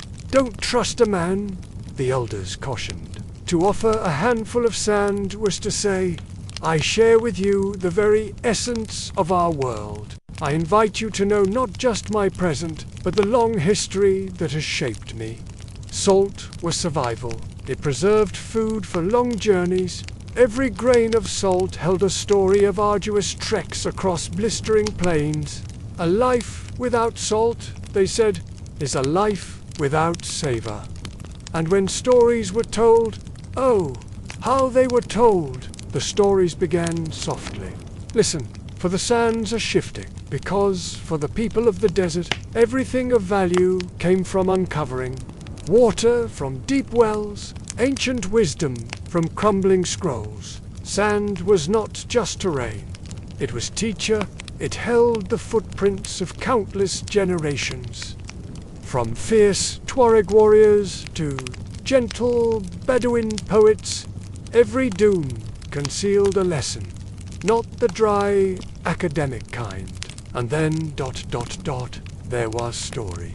The ultimate currency of survival in a land where paper crumbled and stone eroded. Tales of jinn that rose from shimmering mirages to test the virtue of travelers, of lost cities buried beneath the dunes, of Aisha Kandisha, the desert wind made flesh, a spirit woman, of the Sun Father, an ancient being as vast as the Sahara itself. These weren't mere fables to entertain children, and you were expected to listen. That's why, when the storyteller's voice rose and fell like the contours of the land, painting visions more vivid than any mirage, because every story was a lesson in survival, and every pause in the tale was a moment for the listener's own inner voice to speak its truth. What did the desert mean, then? It meant challenge, and that every grain of sand spoke of an ancestor who didn't just endure the harsh landscape, but learned to read its subtle language. Tonight, as the moon casts long shadows across rippling dunes, hold it gently in your mind, for in the great desert, nothing is ever truly lost. So lean in close, and who knows, for that is the true magic of the desert and its stories. They do not simply entertain, they transform. So, as the last embers of the fire fade, and the stars wheel overhead, for you are now a keeper of the story. Some nights, the desert speaks first, before any man can light a fire or woman lift her voice in tale. The wind howls like a hungry jinn, snatching cloaks, rattling palm leaves, and grinding old bones beneath the sand. These storms, called Arweg, or Ramel, the spirits of sand, are not just weather, they are considered warnings. Warnings that someone, somewhere, has forgotten to offer respect, not for luck, but for alignment. Nubian and Bija elders say, if you walk the desert without your shadow behind you, turn back. A braid of camel hair, for in a tiny scroll of verse, written in Afro-Arabic script, dipped in dates are up and folded into hide, to sweeten the mouth when lost. Your ancestors are not with you, believed to protect from water madness, the dizziness that comes when the sea pulls at your lungs and memory alike, to protect themselves. Diviners, caravanners, and coastal fisher folk wore amulets. A typical amulet contained a shred of sea-washed cloth to remember humility before the tide.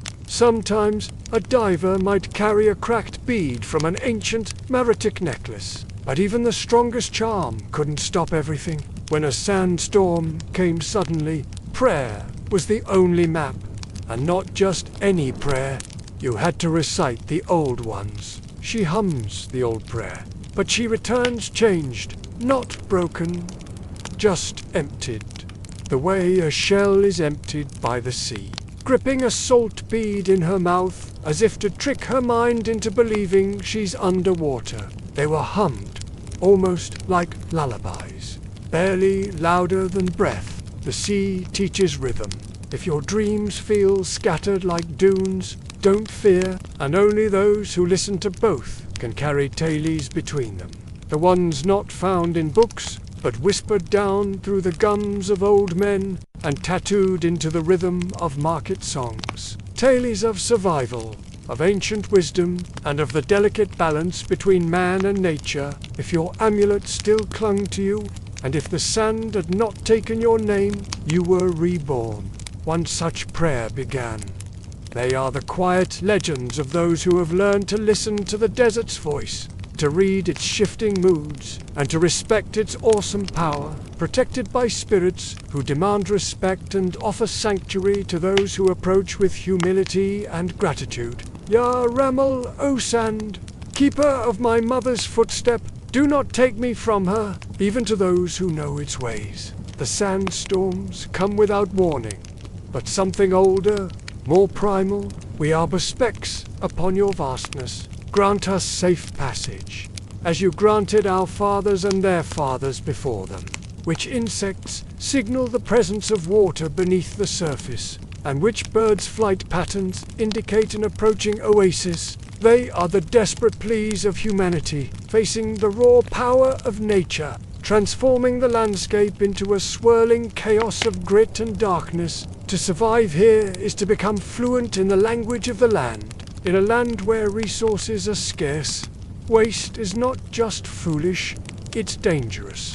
Teeming with life that has adapted to thrive in the most challenging conditions, the desert sky at night is a canvas of unparalleled brilliance, unmarred by the lights of civilization. The sunsets paint the dunes in hues of gold and crimson that defy description. In the face of its vast expanses and timeless dunes, human concerns seem small and fleeting.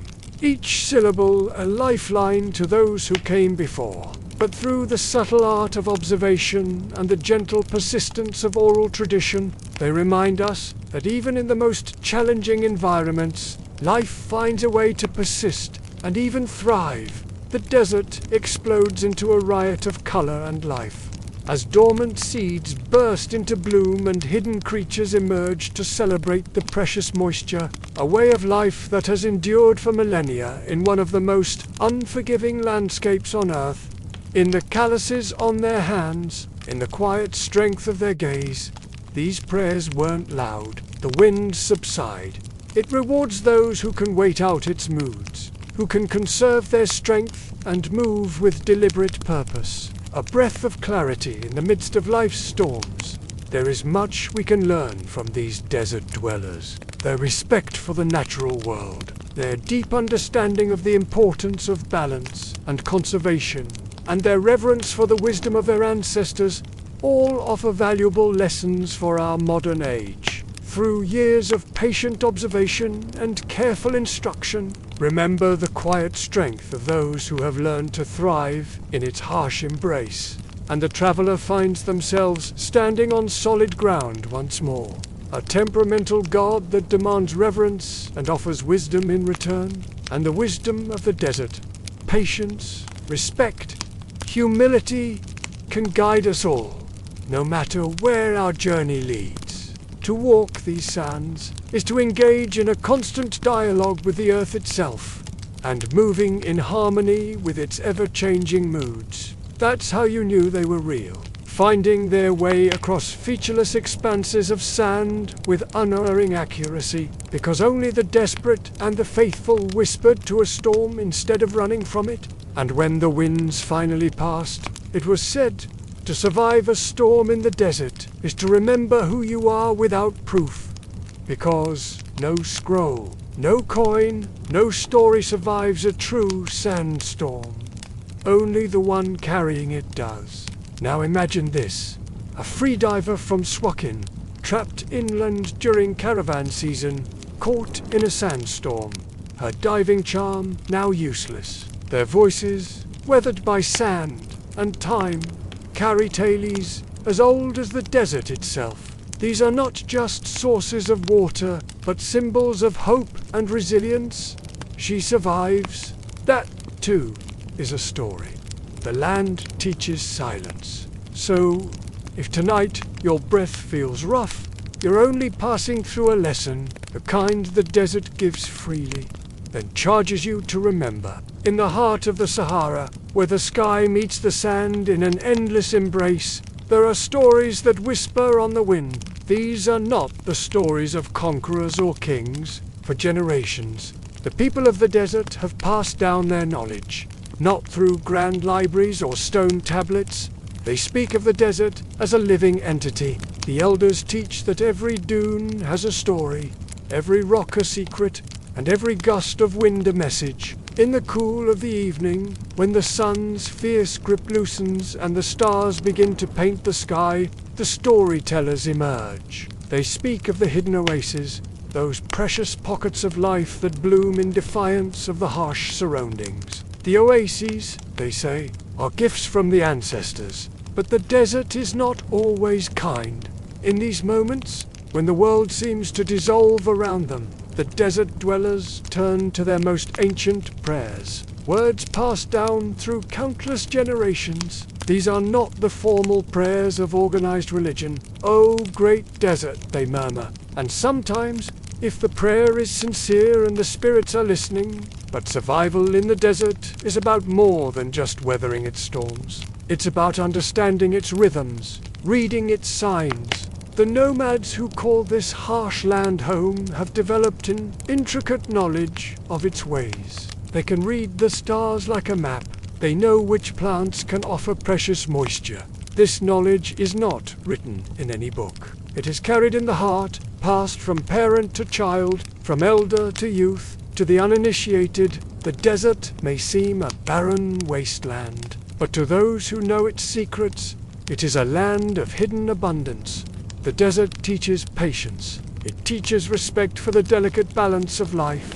And perhaps, most importantly, the desert teaches humility. Yet even in this harsh environment, beauty, and in the rare times when rain does fall, these moments of beauty are all the more precious for their rarity. The people of the desert carry these lessons in their bones. They are written in the lines of their faces. They are the guardians of an ancient wisdom as the world around us changes at an ever-increasing pace. So the next time you feel overwhelmed by the pace of life, remember the timeless sands of the desert, and perhaps, in that remembering, you'll find a moment of peace. For, in the end, we are all travelers in this world, seeking our way across the shifting sands of time.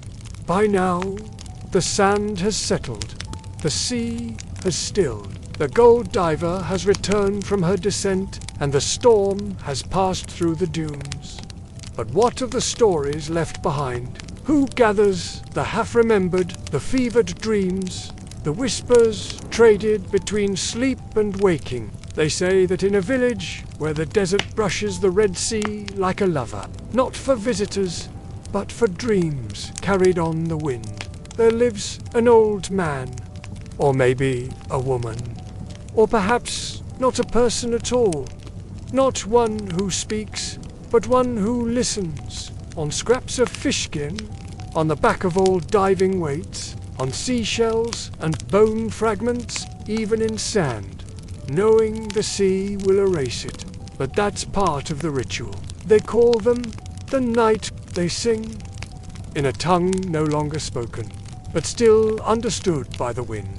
Not a storyteller in the usual way, or you wake with salt on your tongue. The night griot visited you, one who records dreams. They blow on conch shells to call back stories that have wandered too far. The night griot writes it down. Not the gold, not the warriors. Every night, the night griot waits, the moment someone forgets their story. In charcoal, their fingers, weathered by time and salt, trace patterns in the air, coaxing forgotten tales from the shadows. The essence of their struggles and triumphs, their fears and hopes, their most prized stories are dreams of divers who speak underwater. In another, feathers from birds, long extinct, fluttered gently, carrying the echoes of ancient migrations, each one a testament to a dream that almost slipped away. Bottles filled with colored sands line the walls, each grain holding a fragment of a story, that they can interpret the dance of dust motes in a shaft of moonlight, revealing secrets of the stars, a heady mixture that blurs the line between waking and dreaming. It is in this liminal space that the night griot thrives, not just with their ears, but with their entire being. They listen to the spaces between words, to the trembling of a voice, to the rhythm of a heartbeat, catching wisps of stories that drift between worlds, of moments of courage in the face of overwhelming odds, of small kindnesses that changed the course of a life. A child's nightmare of monsters under the bed transforms into a parable of facing one's fears. The last prayer of a sandstorm survivor, they hold the dreams of children who never grew old, and the regrets of elders who lived too long. Writing in a script so fine it can only be read by moonlight. Other times they weave stories into intricate tapestries, each thread a different memory. They are the guardian of the past, the preserver of the present, and the seed planter of the future. The silent bargaining of a child trading an amulet for their sibling's safe return.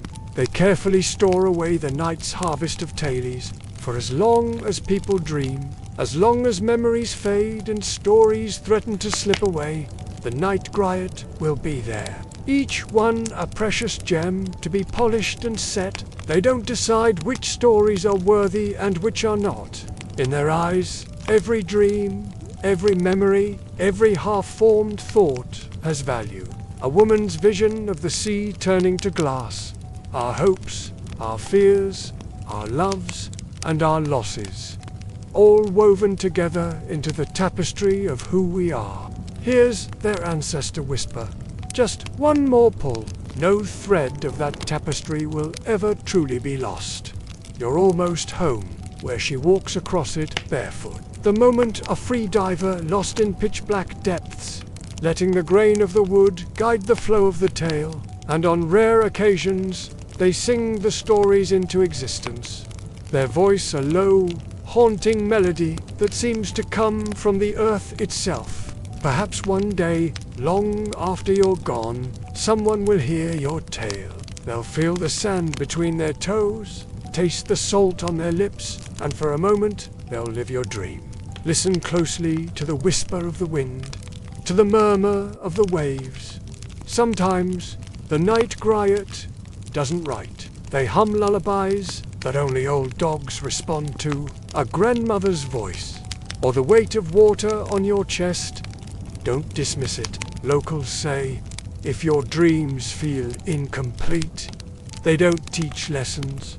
They preserve what you almost forgot. And in a culture where memory is survival and story is a lifeline, this griot is more important than any king. Because when a kingdom falls, what's left? The stories. So next time you forget a dream, but wake up with a phrase stuck in your mind, a line of poetry, the night griot left you a message. You are the last storyteller of someone who can no longer speak. And the next time you close your eyes, they'll return to see if you remembered. In the depths of night, when the world is hushed and still, the night griot's work truly begins. These are not just any stories. They are the lifeblood of a people.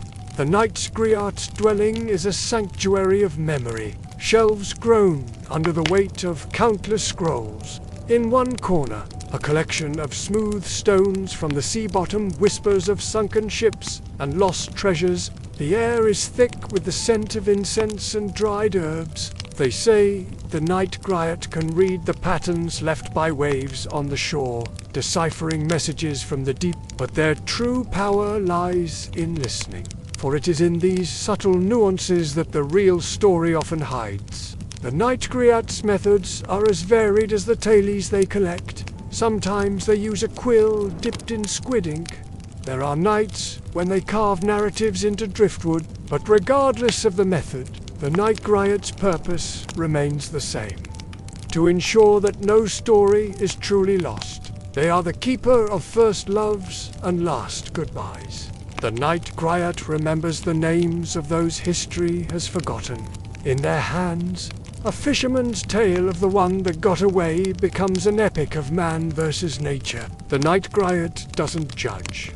For who knows which forgotten tale might one day save a life? Which discarded memory might hold the key to unlocking a great mystery? In a world that moves ever faster, where the new constantly overshadows the old, the night griot stands as a bulwark against forgetting.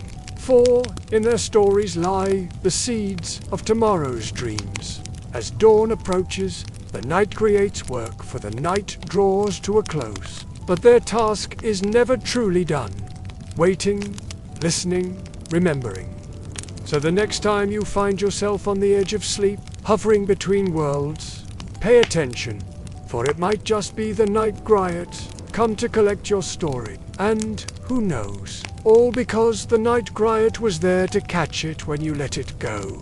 In the end, we are all made of stories, and as long as there are night griots in the world, so dream deeply, live fully, and when the time comes, don't be afraid to let your stories go. For somewhere out there, in a village where the desert meets the sea, the night griot is waiting, ready to ensure that your story, like all the others they've gathered, will live on forever. So now you know. Beneath the shimmering surface of the Red Sea, through stories of courage and greed, of love and loss, the merchants who built empires on the backs of waves carried on the wind and waves to reach your ears. And now, you too are part of this grand tapestry, a keeper of tailies that time forgot. We invite you to linger a moment longer, to let the stories settle into your bones, to become part of you, the sailors who charted courses through storm and star, of dreams that refuse to die. Beneath the weight of centuries and forgotten tailies, there were hearts beating with ancient rhythms, hands reaching for lost treasures, and souls whispering secrets of the deep. What tailies will future generations tell of you? Let their triumphs and failures guide you.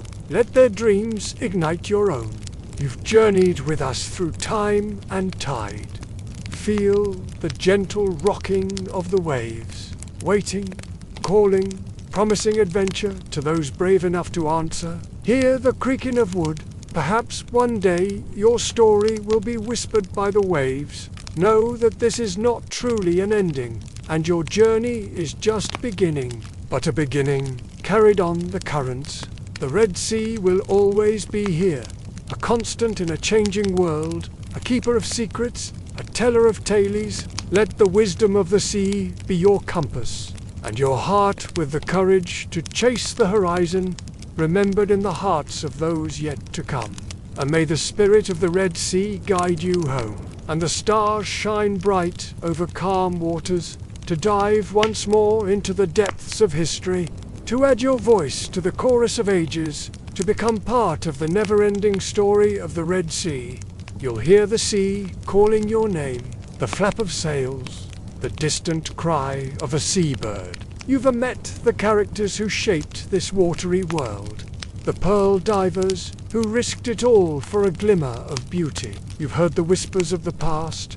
You are now a guardian of these tailies, a link in the unbroken chain of storytellers, stretching back to the dawn of time.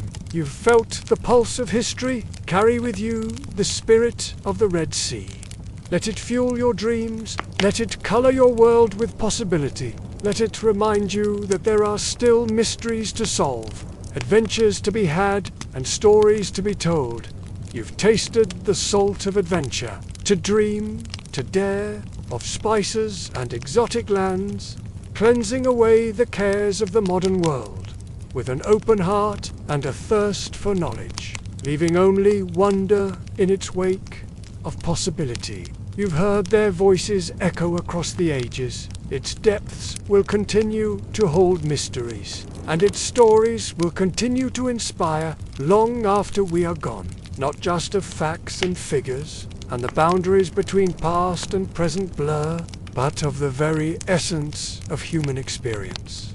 The whisper of adventure, a precious cargo more valuable than any sunken treasure, the promise of riches beyond imagining, of what it felt like to stand on the deck of a dhow, salt spray on your face, destiny on the horizon, of the thrill of discovery and the weight of loss. You've felt the pull of the tide, and as our journey comes to a close, close your eyes. Breathe in the scent of the sea. Remember that you too are writing your own story, adding your chapter to the grand narrative of human history. Let the Red Sea's ancient wisdom wash over you, for in this place, time loses its meaning. Here, in the depths of your imagination, you can still hear the laughter of long-gone sailors, the prayers of anxious wives waiting on distant shores, the excited chatter of merchants preparing for a new voyage. Their stories live on in you now, and as you carry these tales forward, what will your legacy be? Let the courage of those who came before inspire you, for the sea is still there. And who knows, as we bid farewell to the Red Sea and its timeless tales, a call to action, an invitation to explore. The world is vast and full of wonders. So go forth with courage and curiosity. Let the spirit of the ancient mariners guide you, and remember, no matter where your path may lead, its waters will continue to flow. So now you know. And that makes you more than just a listener, as you leave this place of legends and lore, and perhaps, one day, when the world grows quiet, and you'll know it's time to return. Until then, may your days be filled with wonder, your nights with dreams of distant shores. Farewell, fellow may the winds be ever at your back.